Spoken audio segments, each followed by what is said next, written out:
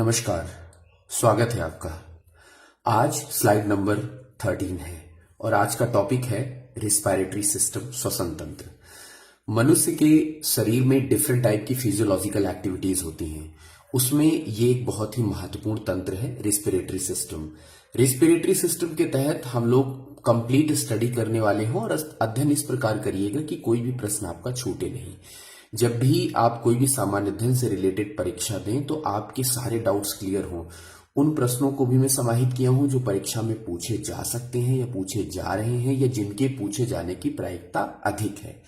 तो ज्यादा देर ना करते हुए आइए आरंभ करते हैं। और एक बात मैं बता देता हूं कि जो पिछली हमारी स्लाइडें थी, स्लाइड नंबर 12 तक की हमारी प्लेलिस्ट में डाली गई हैं, जो जाके आप वहां पर देख सकते हैं, स्लाइड का अध्ययन कर सकते हैं। एक एक विशेष टॉपिक पर आप इन सभी के कंटेंट के नोट्स, साथ ही साथ इसका स्क्रीनशॉट भी ले सकते हैं, जो आपको हेल्प करेगा आपकी एग्जाम में। तो आइए आरंभ करते हैं, समझ लेते हैं सबसे पहले रिस्पिरेटरी सिस्टम है क्या। प्रत्येक जीव को जीवित रहने के लिए ऑक्सीजन की आवश्यकता होती है। यही ऑक्सीजन कोशिकाओं तक पहुंचकर भोज्य पदार्थों का ऑक्सीकरण करके ऊर्जा पैदा करती है। ऑक्सीजन हमें सांस लेते हैं तथा कार्बन डाइऑक्साइड को हम बाहर निकालते हैं। ऑक्सीजन द्वारा भोज्य पदार्थों के ऑक्सीकरण के फलस्वरूप जल और CO2 का निर्माण होता है और साथ ही साथ ऊर्जा भी मुक्त होती है और यही ऊर्जा हमारे श्वसन तंत्र में फॉर्मेशन होता है। तो ये जो हमारा रेस्पिरेटरी सिस्टम है, इसका मुख्य रूप से उद्देश्य क्या है दोस्तों? तो ऊर्जा का फॉर्मेशन करना। तो ये एक इसका मुख्य रूप से उद्देश्य होता है। तो सबसे पहले हम बात कर लेते हैं इस डायग्राम की। ये श्वसन तंत्र का ह्यूमन बीइंग का डायग्राम है। Main respiratory organ human beings में लंग्स होते हैं, जो कि 1 पेयर होते हैं, लेफ्ट एंड राइट में आप देख सकते हैं। ये माउथ यहां पर और ये फेरिंक्स, ये लैरिंक्स है, जिसे हम वॉइस बॉक्स भी कहते हैं या वॉइस ऑर्गन भी कहा जाता है। तो नेजल कैविटी यहां से सांस लेते हैं तो फिर ये ट्रैकिया के थ्रू लंग्स में पहुंचती है। आगे ट्रैकिया चल के 2 भागों में बट जाती है, बाइफरकेट हो जाती है और बाइफरकेट होने के बाद दोनों लंग्स में हवा फुल हो जाती है। जब भी हम सांस लेते हैं बाहर से तो वो इन लंग्स स्प्रेड आउट हो जाते हैं और लंग्स में हवा भर जाती है। लंग्स में जब हवा भर जाती है तो यहीं पर गैसियस का एक्सचेंज होता है, O2 और CO2 का। O2 शरीर के अंदर यानी रक्त में चली जाती है और रक्त से कार्बन डाइऑक्साइड यहां आ जाती है, जो कि बाहर उसे हम निकाल देते हैं। तो ये ट्रैकिया हो गई। इसके बाद यहां पर आप देख सकते हैं कि ये बाइफर्केशन स्टार्ट हुआ। इसको थोड़ा सा बड़ा करके मैं आपको यहां पर दिखा देता हूं। ये लंग्स में जब आप देख सकते हैं, ये छोटे छोटे सैक लाइक स्ट्रक्चर हैं, बॉल लाइक स्ट्रक्चर, इनको एल्वियोली कहा जाता है। ये एल्वियोली सैक लाइक स्ट्रक्चर होते हैं जिसमें हवा भर जाती है। तो इस तरह से ये जो है एक रेस्पिरेटरी सिस्टम है ह्यूमन बीइंग का। देखिए, कुछ क्वेश्चंस को मैंने यहां पर रखा है और साथ ही साथ रे डायग्राम का भी उपयोग किया है, जो कि परीक्षा में पूछे जाते हैं। जैसे कि देखिए, फ्लो चार्ट में देखिए, नाक से हमने हवा ली, ग्रास नली में गई, ग्रास नली से स्वर यंत्र में पहुंची, स्वर यंत्र से निकलकर आगे श्वास नली पहुंची, ब्रोंकाई में गई और इसके बाद जो ब्रोंकाइटिस है वहां पर पहुंची और उसके बाद लास्ट में एल्वियोली में पहुंच गई। और जब एल्वियोली सैक में हवा भर गई तो यहीं पर गैसेस का आदान प्रदान होता है। CO2 बाहर चली जाती है और ऑक्सीजन अंदर चली जाती है। इसके बाद जो ऑक्सीजन अंदर चली जाती है रक्त में, रक्त से वो पहुंचती है कहां? लेफ्ट ऑरिकल पर पहुंचती है। उसके बाद बाइकस्पिड वॉल में पहुंचती है, हार्ट से आगे पहुंचती है तो लेफ्ट वेंट्रिकल में पहुंचती है। उसके बाद एओर्टा में पहुंचती है और एओर्टा से स्मॉल आर्टरीज, जो छोटी छोटी ब्लड कैपलरीज होती है, ये बड़ा एरोटा है यानी बड़ी कैपलरी है। और इसके बाद छोटी छोटी कैपलरीज होती है जो पूरी बॉडी में फैलती हैं और उसके बाद कोशिका में पहुंच जाती है, सेल में पहुंच जाती है। तो जब सेल में ये पहुंचने का जो ये प्रोसीजर आप देख रहे हैं, ये फ्लो चार्ट है, एक आपके माइंड में चलेगा और समझ में आ जाएगा कि कहां पर कैसे क्या होता है। तो आई होप ये आपको क्लियर हो गया होगा कि कैसे ये हमारी ऑक्सीजन और जो CO2 है इनका विनिमय होता है। इसके बाद हम आगे बात करते हैं कि वयस्क में श्वसन प्रति मिनट, एक वयस्क में श्वसन प्रति मिनट कितना होता है? तो 12 से 16 बार होता है 1 मिनट में। बच्चों में यही जो श्वसन की गति होती है तीव्र रहती है, 20 बार लगभग होती है। मानव शरीर में जो श्वसन ईंधन होता है वो ग्लूकोज होता है। मानव शरीर का ऊर्जा मुद्रा जो होती है वो एटीपी होती है, यानी एटीपी की फॉर्म में ही ऊर्जा मनुष्य के शरीर में स्टोर होती है एडेनोसिन ट्राइफॉस्फेट के फॉर्म में। श्वसन प्रक्रिया को मापने वाला जो यंत्र होता है दोस्तों, उसे हम स्पायरोमीटर कहते हैं। इसको भी आप अच्छे से समझ लीजिएगा, ये प्रश्न कई बार पूछा जा चुका है। श्वसन प्रक्रिया को नियंत्रित कौन करता है? तो माइंड का एक पार्ट होता है जिसे हम मेड्यूला ऑब्लांगेटा कहते हैं, तो वो श्वसन प्रक्रिया को नियंत्रित करता है कि कितनी कम ज्यादा होनी है। दोस्तों, इस श्वसन प्रक्रिया का मुख्य रूप से अगर उद्देश्य देखें तो उद्देश्य जो एक मुख्य उद्देश्य है वो है ऊर्जा का फॉर्मेशन करना। आप जैसे कोई काम करते हो, मान लीजिए आप काम कर रहे हो, सीढ़ियां चढ़ रहे हो या कोई बहुत हैवी वर्क कर रहे हो, तो आप देखोगे कि आपकी श्वास की गति तेज होने लगती है। जैसे जैसे आप काम ज्यादा करने लगते हो, श्वास की गति तेज होने लगती है, क्योंकि क्या चाहिए होती है काम करने के लिए? ऊर्जा चाहिए। और ऊर्जा कैसे बनेगी? जब ये प्रोसेस पूरा होगा, रिस्पिरेशन ज्यादा होगा तो ऊर्जा ज्यादा बनेगी। तो इसी वजह से जब आप काम करते हैं तो रिस्पिरेशन जो होता है वो बढ़ जाती है। ब्रीदिंग में क्या होता है? सांस लेने में हम ऑक्सीजन 21% हवा में होती है, CO2 0.03% होती है और नाइट्रोजन 78% होती है। तो जब सांस लेते हैं तो डायफ्राम नीचे की ओर चला जाता है, ये डायफ्राम है, ये नीचे की ओर दब जाता है पूरी तरह से जब सांस लेते हैं। और जब सांस छोड़ते हैं तो सांस छोड़ने में क्या क्या चीजें होती हैं? एक्चुअल में ऑक्सीजन जो होती है 16% होती है, CO2 3 to 4% होती है और नाइट्रोजन जो होती है 78% होती है। तो ये थोड़ा सा आप याद रखिएगा इन दोनों चीजों को, क्योंकि यहाँ आपको ये क्लियर हो जाएगा कि ब्रीदिंग में क्या होता है। और डायफ्राम जब हम सांस छोड़ते हैं तो ऊपर की ओर हो जाता है। एक फ्लो चार्ट और देख लेते हैं, फिर हम आगे कुछ क्वेश्चंस की तरफ बढ़ेंगे। जो फेफड़े होते हैं वहां पर जो ब्लड होता है, क्योंकि फेफड़ों के ऊपर, ये जो फेफड़े आप देख रहे हैं इनके ऊपर एक फाइन डक्ट ऑफ कैपिलरीज होता है। जैसे मान लीजिए ये एक छोटा ये फेफड़ा है लाइक दिस, तो इसके ऊपर फाइन डक्ट ऑफ कैपिलरीज यानी बहुत पतली पतली रक्त नलिकाएं इसके ऊपर पाई जाती हैं। अब ये रक्त नलिकाएं क्या करती हैं? इसमें ब्लड होता है, ठीक है, रक्त नलिकाओं में ब्लड होता है और यहीं पर ऑक्सीजन का, यानी ऑक्सीजन और CO2 दोनों का एक्सचेंजमेंट हो जाता है, यानी ऑक्सीजन और जो कार्बन डाइऑक्साइड है इन दोनों का एक्सचेंजमेंट कैसे होता है? तो एक प्रोसेस होता है डिफ्यूजन।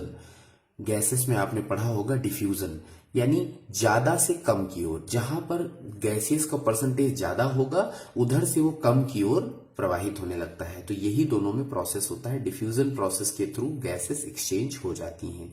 अब ये गैसेस में क्या, ब्लड में हीमोग्लोबिन होता है तो ऑक्सीजन उसको अपने साथ बॉन्ड बना लेता है और एक हीमोग्लोबिन मॉलिक्यूल ऑक्सीजन के दो ऑक्सीजन के मॉलिक्यूल्स को अपने साथ ले जाता है। और कहां ले जाएगा? कोशिका में ले जाएगा। कोशिका में क्या होगा दोस्तों? तो कोशिका में जो ग्लूकोज होता है वो बनता है और ऑक्सीजन। तो ऑक्सीजन अब जब ये बनता है, ये दोनों का रिएक्शन के साथ क्या होता है? ऑक्सीजन के साथ जब रिएक्ट होगा ग्लूकोज तो CO2 बनेगा, जल बनेगा और ATP बनेगा। यानी इन दोनों के रिएक्शन से क्या बनेगा? CO2, जल और ATP, एडिनोसिन ट्राइफॉस्फेट। और ये ATP के फॉर्म में ऊर्जा कहाँ एकत्रित हो जाती है? पावर हाउस में, जिसे हम माइटोकॉन्ड्रिया कहते हैं। तो माइटोकॉन्ड्रिया पावर हाउस होता है और वहीं एकत्रित हो जाती है। अब बात करते हैं कुछ क्वेश्चंस की। तो नाक में गंध का अनुभव होता है, ऑल फैक्ट्री रीजन होता है, वहां पर नाक में गंध का अनुभव होता है। वायु नलिका की लंबाई कितनी होती है? वायु नलिका यानी विंड पाइप जो होती है, यहां से यहां तक की जो होती है, तो 12.5 सेंटीमीटर इसकी लंबाई होती है। माइलिन कार्टिलेज का वायु नलिका में पाया जाता है। देखिए कार्टिलेज क्या होती है? एक तरह का बोनी स्ट्रक्चर होता है। ये आप रिंकल्स देख रहे हैं यहाँ पे, ये कार्टिलेज होती है।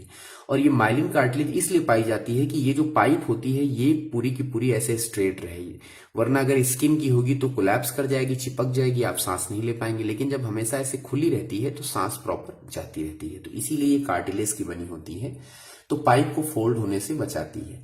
एडम्स एप्पल पुरुषों में आवाज की गहराई के लिए जिम्मेदार होता है। बिल्कुल, देखिए महिलाओं में होता है लेकिन बहुत बहुत माइन्यूट थोड़ा सा दिखता है, समझ में नहीं आता है। लेकिन एडम्स एप्पल मुख्य रूप से पुरुषों में पाया जाता है। और पुरुषों में आवाज के लिए जिम्मेदार, यानी जो भारीपन आवाज गहराई होती है, वो एडम्स एप्पल की वजह से होती है। लैरिंक्स को वॉइस बॉक्स कहा जाता है। बिल्कुल दोस्तों, लैरिंक्स यहां पर आप देख सकते हैं, ये वॉइस बॉक्स होता है। इपीग्लॉटिस क्या है? तो इपीग्लॉटिस एक ऐसा ढक्कन कह सकते हैं या वॉल्व कह सकते हैं जो, क्योंकि आपको पता होना चाहिए, यहां पर दो नलिकाएं होती हैं, एक विंड पाइप होती है और एक फूड पाइप होती है। विंड पाइप से हवा जाती है और फूड पाइप से खाना जाता है। फूड पाइप स्टमक में जाके खत्म होती है और विंड पाइप कहाँ आती है? इन लंग्स में आती है। जो लंग्स आपको दिख रहे हैं, विंड पाइप यहाँ आती है और इसके बगल से फूड पाइप भी रहती है जो कि पेट में जाती है खाना ले जाने के लिए। तो इन दोनों की जहां ओपनिंग होती है, यानी फूड पाइप और विंड पाइप की जहां ओपनिंग होती है, उन दोनों को रेगुलेट करने का काम इपीग्लॉटिस करता है। यानी इपीग्लॉटिस भोजन को फेफड़ों में जाने से रोकता है, वो उसको ढक्कन को बंद कर देता है। जब आप खाना खाएंगे तो फेफड़ों में नहीं जाएगा, वो पेट में ही जाएगा। स्टडी ऑफ लंग्स को कहा जाता है पल्मोनोलॉजी। पल्मोनरी से आता है pulmonology, study of lungs. Athlete की मसल्स में दोस्तों अकड़न हो जाती है, आपने देखा होगा, और अकड़न होती है उसमें लैक्टिक एसिड जमा हो जाता है। एथलीट हो या जिम करने वाले लोग हो, उनकी मसल्स में अकड़न लैक्टिक एसिड के इकट्ठा होने के कारण आती है। ऑक्सीजन का परिवहन रक्त में हीमोग्लोबिन के द्वारा किया जाता है, बिल्कुल HbO2 के फॉर्म में। फेफड़ों का वजन लगभग 1.5 किलो के आसपास होता है। ये श्वसन तंत्र से संबंधित कुछ बीमारियां हैं जो आप यहां पर आप देखेंगे। आइए इन पर भी हम बात कर लेते हैं, डिस्कस कर लेते हैं। सबसे पहला है यूपेनिया। यूपेनिया एक श्वसन के डर की बीमारी है। इसमें क्या होता है कि व्यक्ति ये डरने लगता है कि मैं सांस लूंगा तो शायद मेरी डेथ हो जाएगी, वो डरने लगता है, तो इसे यूपेनिया कहा जाता है। या सांस लेने पर अगर दर्द होता है तो सांस लेने से डरने लगता है व्यक्ति, उसे यूपेनिया कहा जाता है। इसके बाद आता है हाइपोपेनिया। तो हाइपोपेनिया श्वसन की दर कम हो जाती है दोस्तों, 12 से कम हो जाती है। लगभग मैंने आपको बताया था कि 16 के आसपास होती है, लेकिन ये 12 से कम जब हो जाए तो हाइपोपेनिया। हाइपरपेनिया क्या होता है? जब श्वसन की दर 20 से ज्यादा हो जाए तो उसे हम हाइपरपेनिया कहते हैं। हाइपो और हाइपर में आप समझ सकते हैं, ये ज्यादा और कम के लिए होता है। हाइपोक्सिया क्या होता है दोस्तों? हाइपोक्सिया भी एक श्वसन तंत्र की बीमारी है जो ऑक्सीजन की मात्रा कम हो जाए। अगर ऑक्सीजन की मात्रा कम होने लगती है तो वो हाइपोक्सिया कंडीशन में व्यक्ति चला जाता है। एनॉक्सिया क्या होती है? टिश्यू में ऑक्सीजन की मात्रा 0 हो जाए, बिल्कुल ऑक्सीजन वहां बचे ही ना, तो उसे हम एनॉक्सिया कह देते हैं। इसके बाद इम्फेसीमा। इम्फेसीमा एक ऐसी बीमारी है जो कि ज्यादातर सिगरेट पीने वालों के फेफड़ों में देखने को मिलती है। ब्लैक कलर की पूरी पतली फिल्म सी जम जाती है और इसी रोग को ब्रोंकाइटिस भी कहते हैं। अस्थमा क्या है? अस्थमा आप देखा होगा, हर दूसरे तीसरे व्यक्ति को है। ये एलर्जी होती है एक प्रकार की, जिसमें सांस लेने में तकलीफ होने लगती है, दिक्कत होने लगती है। इसके बाद हम बात करते हैं दोस्तों निमोनिया की। तो निमोनिया एक बैक्टीरियल डिजीज है और ये लंग्स को प्रभावित करती है पूरी तरह से। और निमोनिया एक बैक्टीरिया होता है, माइकोबैक्टीरियम निमोनी, जिसकी वजह से ये संक्रमण होता है। ट्यूबरकुलोसिस भी, या टीबी जिसे हम कहते हैं, या क्षय रोग भी कहा जाता है, ये भी एक लंग्स को प्रभावित करती है। व्यक्ति ज्यादा खांसने लगता है और खांसी आते आते लंग्स में जो है प्रॉब्लम क्रिएट हो जाती है। ये भी एक बैक्टीरिया से होता है, माइकोबैक्टीरियम ट्यूबरकुली नामक बैक्टीरिया से ये रोग होता है। इसके बाद 2 रोग ये भी हैं, व्हाइट लंग्स।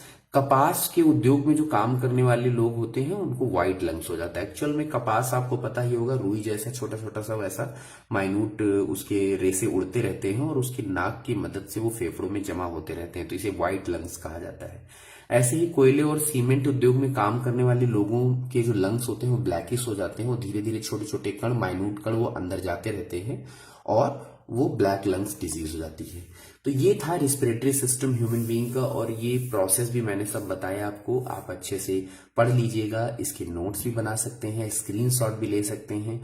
आशा करता हूं ये सीरीज जो मेरे द्वारा आरंभ की गई है पसंद आ रही होगी आपको, और यदि आपको पसंद आती है तो आप शेयर जरूर करिएगा दोस्तों। ये मेरी आपसे खासकर विनती है और कुछ नहीं, बस कि आप शेयर जरूर कर दीजिएगा। इससे थोड़ा मोटिवेशन मिलता है कि हाँ, थोड़ी सी रीच भी बढ़ रही है और ज्यादा बच्चों तक पहुंच रहा है, तो अच्छा है, अपना पढ़ाने में भी मन लगेगा थोड़ा सा। तो इसको आप जरूर कर लीजिएगा कि शेयर जरूर करें। कोई भी स्लाइड हो आप उसको दोस्त शेयर कर दिया करिए, कुछ भी नहीं जाता है, शेयर बटन पे क्लिक करना है और शेयर कर दीजिएगा। और अपने विचार भी रखिएगा कमेंट बॉक्स में, आपके विचारों का स्वागत रहेगा। कल हम मिलते हैं नई स्लाइड की ओर, और इसी ह्यूमन फिजियोलॉजी को पढ़ा रहा हूं। इसमें से जितने टॉपिक पढ़ चुके हैं वो आप प्लेलिस्ट में जाके चेक कर लीजिएगा। डाइजेस्टिव सिस्टम पढ़ा चुका हूं, ब्लड वेस्कुलर सिस्टम पढ़ा चुका हूं आपका। अब ये श्वसन तंत्र भी हो गया। स्क्रीटरी सिस्टम पढ़ा चुका हूं, जिसमें कि मैंने किडनी वगैरह के फंक्शन के बारे में आपको बताया था। तो ऐसे ही रिप्रोडक्टिव सिस्टम के बारे में भी पढ़ा चुका हूं। तो ये सारे सिस्टम मैं पढ़ा रहा हूं धीरे धीरे, आप इनके बारे में अध्ययन जरूर करिएगा। तो एक दिन आप सारी स्लाइडें पढ़ लीजिएगा तो आपको सारे डाउट्स क्लियर हो जाएंगे। सो चलिए मिलते हैं कल आपसे। Thank you so much.